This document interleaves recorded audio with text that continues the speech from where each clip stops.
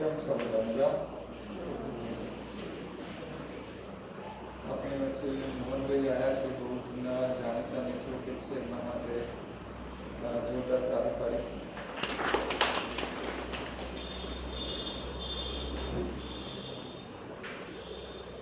દરેક વ્યક્તિએ આને સેટ કરવાનું જરૂર બાઇક પડતા કે આ બરોબર છે.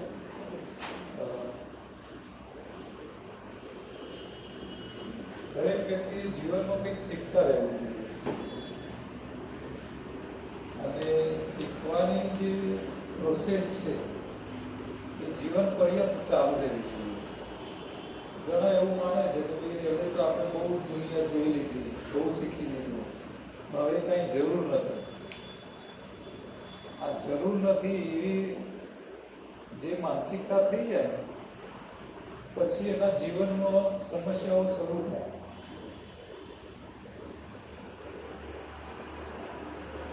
ઉંમર વધતી જાય છતાં શીખવાની વૃત્તિ બંધ ના થવી જોઈએ. હવે મોહનભાઈની ઉંમર તમારી કેટલી હશે? તમારી ઉંમર કેટલી હશે? 82. હવે 82 વર્ષે બી સાંભળવા આવ્યા છે, સમજવા આવ્યા છે કે ભાઈ હજી કંઈક નવું મળે તો જીવનમાં કામમાં આવે. હવે આ એટલા માટે જરૂરી છે કે તમને એક બે ઘટનાઓ દીધો હમણાં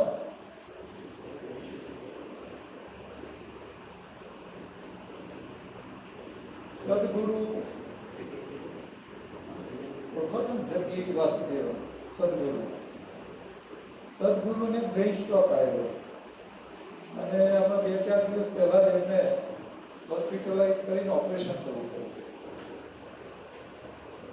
હવે સદગુરુ એ હેલ્થ ઉપર બહુ વિડીયો બનાવે છે. આટલા બધા હોશિયાર છતાં એ ફસાય. હું તો ફસાવાનું જ કહું. હમણાં ભાઈએ જ અમને વાત કરેલી કે આપણા અમદાવાદના જાણીતા નેચરોપેથ વર્દીભાઈ ઠક્કર, એમને પણ આ સમસ્યા આવી. એ સિવાય INO international naturopathy organization Gujarat એકમના પ્રેસિડેન્ટ હતા હસમુખભાઈ શાહ, એ બી આપણા વચ્ચેથી હવે વિદાય થઈ ગયા. કારણ શું? Brain stroke, heart attack.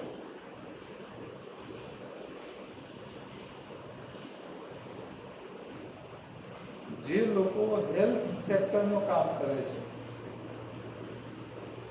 અને એમને સમસ્યાઓ આવે છે એટલે આપણે થોડા ગંભીર થવું પડે.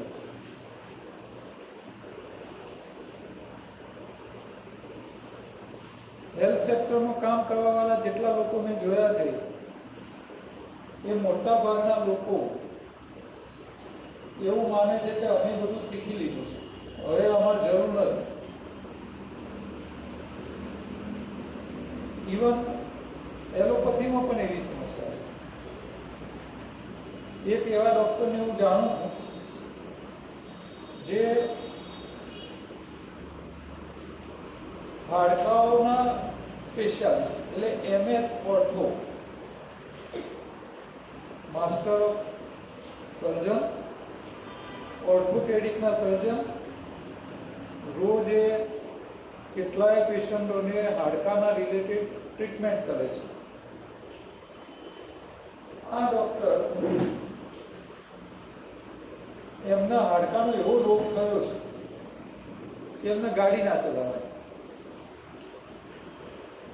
હવે ગાડી ચલાવે, અમદાવાદમાં ગાડી લઈને નીકળે, અમદાવાદના રિક્ષાવાળા તો કેવા તમને ખબર છે, ગમે ત્યાં ઘૂસી જાય, સિગ્નલ બિગ્નલ આપે નહીં, ખાલી પગ લોબો કરે ને અંદર આવી જાય. હવે જો આ સાહેબને ગાડી ચલાવતા હોય બ્રેક મારવાની જરૂર પડી અચાનક, તો એમનું હાડકું ભાગી જાય. આવો રોગ. હવે જે ડોક્ટર હજારો પેશન્ટોને હાડકાના રિલેટેડ ટ્રીટમેન્ટ કરતા હોય એમનો પોતાનો આવો રોગ, અને પાછા માને શું ખબર, આ રોગની કોઈ દવા નથી. મગજમાં ઘસી ગયું હોય. કેમ? એમનાથી મોટા ડોક્ટરોએ તો કહી દીધું હોય કે આની કોઈ દવા નહીં, આખી જિંદગી તારે સ્ટીરોઇડ લઈને જીવવાનું. એટલે પેલા ઘોડાને કેવા ડાબલા લગાવી દીધા હોય ને કે ભાઈ આ જ જોવાનું, બીજું કઈ જોવાનું નહીં, આગળ પાછળ જોવાનું નહીં. એટલે જેની માનસિકતા આવી હોય, ટાઈટ થઈ ગઈ, એ પછી બીજા જોવે નહીં, નજર નાખે નહીં કે ભાઈ દુનિયામાં બીજું કંઈક છે, ત્યાં નજર નાખીએ, ત્યાંથી કંઈક મળે તો લાભ મળી શકે, ટ્રાય કરવામાં શું વાંધો છે. એટલે એ ડોક્ટર નથી યોગા કરતા, નથી ડાયટ બદલતા, તો એના આખી જિંદગી શું કરવું પડે? સ્ટીરોઇડ ખાઈને જીવવું. હવે આખી જિંદગી સ્ટીરોઇડ ખાય એટલે એની દશા શું થાય કલ્પના કરો. પણ જો એવા વિચારે કે ચલો આપણી એલોપેથીમાં એના રસ્તા નથી, પણ આયુર્વેદમાં કંઈક હોય તો જોઈએ, આયુર્વેદના નિષ્ણાત ડોક્ટરનું મળીએ, યોગ વાળાનું મળીએ, નેચરોપેથી વાળાનું મળીએ, કોઈ ડાયટ વાળાનું મળીએ, મળો, પૂછો, એ કે થોડો અમલ કરો, અને અમલ કર્યા પછી જો તમને થોડો લાભ દેખાતો હોય તો એમાં શું નાના બાપના થઈ જઈએ? પણ આ ભણેલા નાના બાપના થઈ જાય. આ બહુ તકલીફ છે. એમને તો શરમ આવે, હું એલોપેથીનો ડોક્ટર, મારા આયુર્વેદ વાળાનું જવાનું. આ માનસિકતા છે. તો આવી માનસિકતામાંથી બહાર નીકળો. આપણને જ્યાંથી લાભ મળતો હોય, જે કરવાથી જોખમ ના હોય, એ કરવામાં વાંધો શું છે? પણ આ વાસ્તવિકતા છે. ખાસ કરીને એલોપેથી વાળાની તો બહુ વિકટ પરિસ્થિતિ. હવે દિવાળી ઉપર એક રિપોર્ટ આવ્યો છે, સર્વે થયું. તમને સંભળાય છે? ઓછું સંભળાય તો આના સામે બેસી જાઓ, એટલે થોડું અવાજ સંભળાશે. માઇકના આગળ બેસી જાઓ એટલે. હા. દિલ્હીના ડોક્ટરો કેટલું લાંબુ જીવે એના ઉપર એક સર્વે થયો. સર્વે એવો આવ્યો કે દિલ્હીની આમ પબ્લિક એવરેજ 68 વર્ષ જીવે, 68 વર્ષ એવરેજ, અને દિલ્હીના ડોક્ટરો 65 વર્ષે ટપકી જાય છે. હવે લાંબુ કોણ જીવવું જોઈએ? ડોક્ટરો માણસો. અને આ રિપોર્ટ ટીવીમાં આવ્યો હતો, જીએસટીવીમાં મેં જોયો હતો. આ રિપોર્ટ દિવાળી પર આવેલો. આપણને નવાઈ લાગે કે ભાઈ પબ્લિક ડોક્ટર કરતા લાંબુ જીવી કાઢે અને પેલા વહેલા મળી જાય.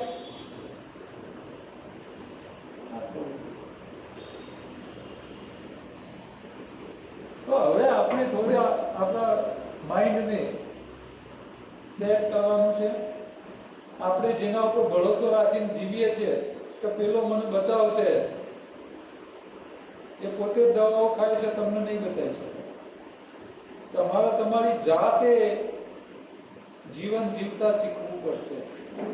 કોકના ભરોસે જીવશો તો ફસાવાના. ગુજરાતીમાં એક કહેવત છે, ભરોસાની ભેંસ પાડો જણ.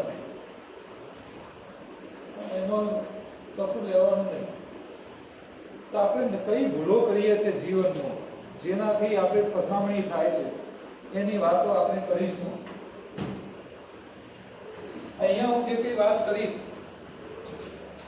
એ મારી પોતાની કઈ વાતો નથી. હું આ બધું કેમ કહી શકું છું? તો એના પાછળ અમે છેલ્લા 10 વર્ષથી કામ કરી રહ્યા છીએ. હું આમ એન્જિનિયર છું, સિવિલ એન્જિનિયર છું, નેચરોપેથનો બી અભ્યાસ કર્યો, ફૂડ એન્ડ ન્યુટ્રિશનનો બી અભ્યાસ કર્યો, અને યોગ શાસ્ત્રનો બી અભ્યાસ યુનિવર્સિટીમાં જઈને કર્યો. લકુલિશ યોગ યુનિવર્સિટીમાં ને સર્ટિફાઈડ યોગ ટીચર તરીકેનો કોર્સ કર્યો. બાબા રામદેવ પેટ કેવું ગોળ ફેરવે છે, આવું શીખવાડ્યું. એટલે યોગાના માસ્ટર થયા, નેચરોપેથના માસ્ટર થયા, ફૂડ એન્ડ ન્યુટ્રિશનનો અભ્યાસ કર્યો, અને સાથે આયુર્વેદ ને એલોપેથી વાળા તો મિત્રો હતા જ બધા. એમનામાં શું સારું શું મર્યાદાઓ બધું એમના જોડેથી શીખ્યા. એલોપેથીમાં એક WHO એક બુક બનાવી છે, 42 પ્રકારના રોગોમાં ઇમરજન્સીમાં તમે કેવી દવા આપી શકો, એના ઉપરની આખી બુક છે ને એનો કોર્સ બી ઇન્ડિયન રૂરલ મેડિકલ એસોસિએશનમાંથી મેં વર્ષો પહેલા કરેલો. તો આ બધું જ જ્યાં ભણવા મળ્યું, જ્યાં શીખવા મળ્યું, આ બધું અમે કરતા આવ્યા છીએ. કોઈ એકમાં અમે પકડી રાખીએ હોય, જેમ કે યોગ છે તો હું યોગમાં પકડી રહું, તો એમાં સારું તો છે પણ મર્યાદાઓ હોય ના હોય, દરેકમાં મર્યાદાઓ, દરેકની અંદર મર્યાદાઓ છે, દરેકમાં સારું પણ છે. તો તમારે દરેકમાંથી સારું શોધવું અને દરેકની મર્યાદાઓને પણ સમજી લેવી. હવે આપણે શું કામ કરવું, આપણે કયાને પકડવું, ક્યાં કેટલો ઉપયોગ કરવો, એને સમજી લેવું.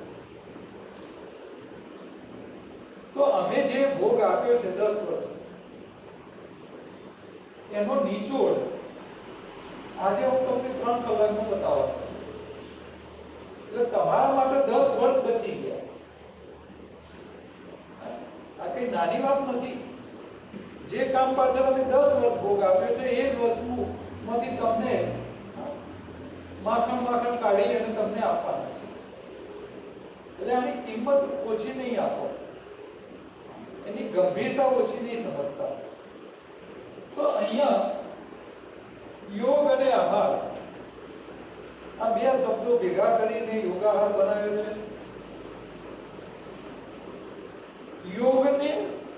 યોગની વ્યાખ્યા શું એને સમજવાનો પ્રયત્ન કરવાનો છે.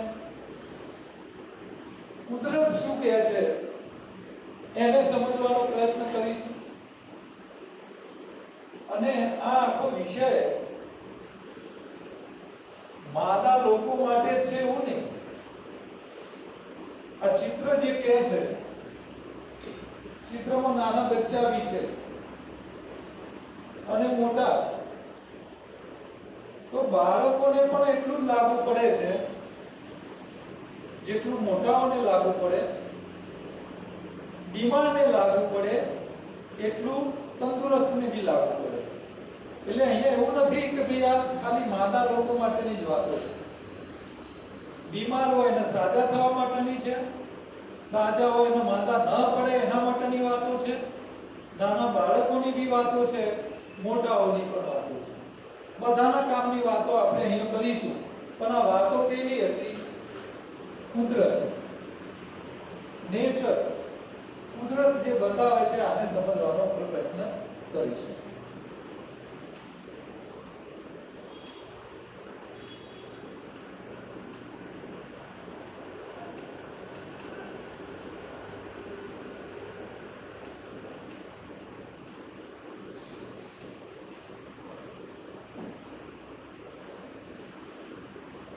આના ઉપરનું એક મારું પુસ્તક લખેલું છે. આમ તો 150 પાનાનું બુક છે. એ તમારે જોઈતી હોય તો ગુજરાતી અને હિન્દી બંનેમાં મળશે. તમને આજે જે આ પુસ્તિકા આપી છે એ આ 150 પાનાનું કન્ક્લુઝન બુક છે. એટલે આખી ચોપડી વાંચવી ના પડે, એનો ખાલી મલઈ વાંચવા મળે. તો આ બુક તમને જે આપી છે, માની લો તમારે ડિટેલમાં વાંચવું છે, સમજવું છે તો પુસ્તક ખરીદી શકો. અને વાંચવાનો કંટાળો આવતો હોય ચોપડીમાંથી અને મોબાઈલમાં ફાવતું હોય તો મને WhatsApp કરજો આ નંબર ઉપર. આના ઉપર લખેલો છે. એટલે તમને મોબાઈલમાં વંચાય એવી બુક આપી છે, એ મફત મળશે. પણ આ પુસ્તક લેવું હોય તો એના પૈસા છે. એમાં ગુજરાતી તો અમે 5000 છપાઈ તો સસ્તી કરી, તો એ 40 રૂપિયામાં અમે આપીએ છીએ 150 પાનાની. હિન્દીની ઓછી છપાઈ તો હિન્દીનું કોસ્ટિંગ ઊંચું આવ્યું તો અમને 100 રૂપિયા પડી છે. એટલે પડતો ભાવે તમને પુસ્તક મળશે.